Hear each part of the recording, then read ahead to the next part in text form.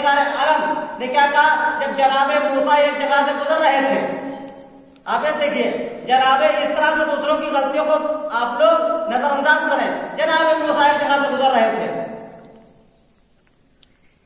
एक शख्स आया, आने के बाद कहा, या नबी अल्लाह, हमने बहुत बड़ा गुनाह किया है। आप जब परवरदिगार आलम से गुफ्तगू करें तो उस वक्त जाने के बाद मेरा पैगाम दे देना, क्या मेरा गुनाह माफ हो सकता है।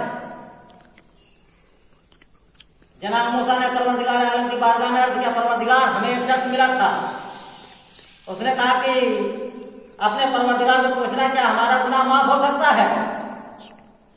तो जनाब मूसा ने जब ये पूछा तो कहा, जा उससे कह देना कि हमने तुम्हारे सारे गुनाह माफ कर दिए हैं, लेकिन मुझे एक शिकवा है।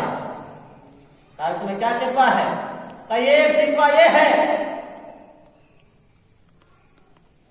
कि उसने आपको क्यों बताया, क्या उसको तुम्हें बताने की क्या जरूरत थी। कहा, परवरदिगार आलम, हम आपसे गुफ्तगू करते हैं इसलिए उसने मुझे बताया, हमारे जरिए से पैगाम पहुंचाया है। कहा, तुम्हें नहीं मालूम, हमको एक चीज बर्दाश्त नहीं है कि मेरा बंदा किसी के सामने, अब जब तक आप उसको मिलेंगे आपके सामने वो शख्स कभी सर उठा के नहीं चलेगा, और हमारी गैरत गवारा नहीं करती है मेरा बंदा किसी के सामने सर झुका के चले। तो मालूम यह हुआ कि हमको अपने आयबों को किसी को नहीं बताना चाहिए, बस रात की तारीकी में अपने परवरदिगार आलम की बारगाह में दुआ करना चाहिए, परवरदिगार हमारे गुनाह को माफ कर दे। खुदावंद आलम उस गुनाह को बहुत जल्दी माफ करता है जो हमारे परवरदिगार के दरमियान होता है।